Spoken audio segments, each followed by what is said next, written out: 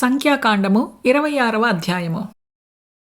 ఆషేరు పుత్రుల వంశములలో ఇమ్నీయులు ఇమ్నా వంశస్థులు, ఇష్వీయులు ఇష్వీ వంశస్థులు, బెరీయులు బెరియా వంశస్థులు.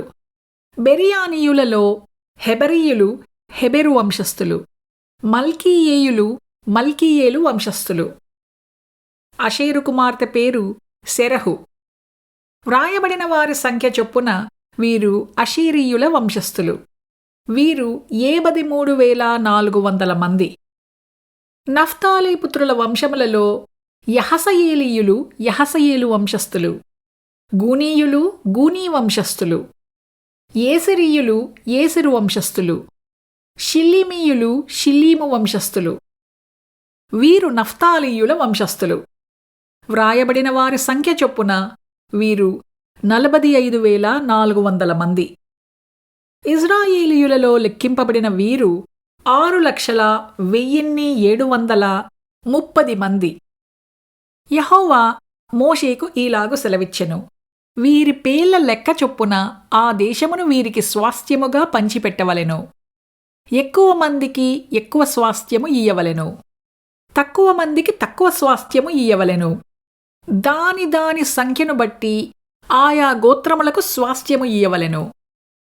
చీట్లు వేసి ఆ భూమిని పంచిపెట్టవలెను. వారు తమ తమ పితరుల గోత్రముల జనసంఖ్య చొప్పున స్వాస్థ్యమును పొందవలెను.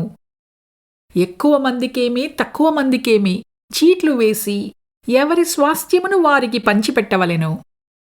వారి వారి వంశములలో లెక్కింపబడిన లేవీయులు వీరు: గెర్షోనీయులు గెర్షోను వంశస్థులు, కహతీయులు కహాతు వంశస్థులు, మెరారీయులు మెరారి వంశస్థులు. లేవీయుల వంశములేవనగా లిబ్నీయుల వంశము, హెబ్రోనీయుల వంశము, మహలీయుల వంశము, మూషీయుల వంశము, కోరహీయుల వంశము. కహాతు అమ్రామును కనెను. అమ్రాము భార్య పేరు యోకెబెదు. ఆమె లేవీ కుమార్తె. ఐగుప్తులో ఆమె లేవీకి పుట్టెను. ఆమె అమ్రాము వలన అహరోనును మోషేను వీరి సహోదరియగు మిర్యామును కనెను. అహరోను వలన నాదాబు అబీహు ఎలియాజరు ఈతామారు పుట్టిరి. నాదాబు అబీహులు యెహోవా సన్నిధికి అన్యాగ్ని తెచ్చినప్పుడు చనిపోయిరి. వారిలో నెల మొదలుకొని పైప్రాయము కలిగి లెక్కింపబడిన వారందరూ 23,000 మంది. వారు ఇజ్రాయేలీయులలో లెక్కింపబడిన వారు కారు కనుక ఇజ్రాయేలీయులలో వారికి స్వాస్థ్యం ఇయ్యబడలేదు. ఎరికో ప్రాంతముల యందలి యోర్దాను నొద్దయున్న మోయాబు మైదానములలో మోషేయు యాజకుడగు ఎలియాజరును ఇజ్రాయేలీయుల జనసంఖ్య చేసినప్పుడు లెక్కింపబడిన వారు వీరు. మోషే అహరోనులు సీనాయి అరణ్యములో ఇజ్రాయేలీయుల సంఖ్యను చేసినప్పుడు లెక్కింపబడిన వారిలో ఒక్కడైనను వీరిలో ఉండలేదు. ఏలయనగా వారు నిశ్చయముగా అరణ్యములో చనిపోవుదునని యెహోవా వారిని గూర్చి సెలవిచ్చెను.